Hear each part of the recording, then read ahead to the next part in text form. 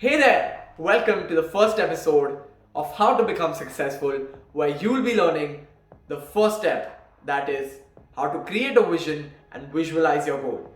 So let's get started. Step 1 is to visualize your goal. See, vision is an image that you create in your mind before you turn it into reality.